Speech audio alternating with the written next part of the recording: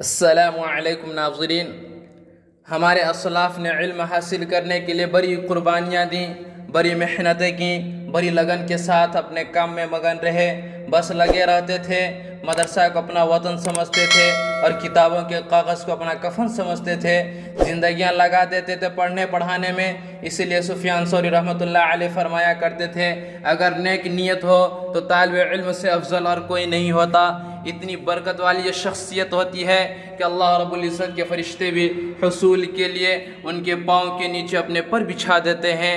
इसीलिए फरमाया कि अल्लाह रब्बुल इज़्ज़त जब किसी आम मोमिन से खुश होते हैं तो उसके लिए जन्नत में एक महल बनवाते हैं, लेकिन जब किसी तालिब इल्म या आलिम से खुश होते हैं तो उसके लिए जन्नत में शहर आबाद करा देते हैं।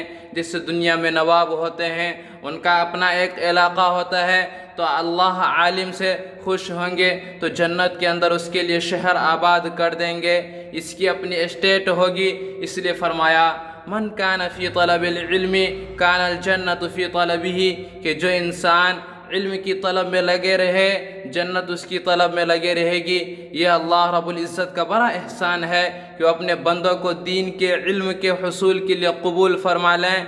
आप हजरात बड़े खुश नसीब हैं, अल्लाह रब्बुल इज़्ज़त के पसंदीदा हैं। अल्लाह ताला फरमाते हैं कि सुम्मा औरसनल किताब अल्लज़ी इस्तफ़ैना मिन इबादिना, हमने इस किताब का वारिस अपने बंदों को बना दिया जिनको हमने चुन लिया था, जो हमारे चुने हुए बंदे थे, हमारे लाडले थे, हमारे प्यारे थे, हमारे महबूब बंदे थे।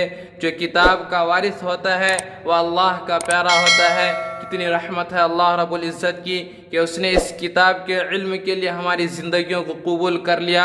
हम अल्लाह रब्बुल इज़्ज़त के एहसान मानते हुए मेहनत के साथ इल्म हासिल करें, नहायत लगन के साथ इल्म हासिल करें।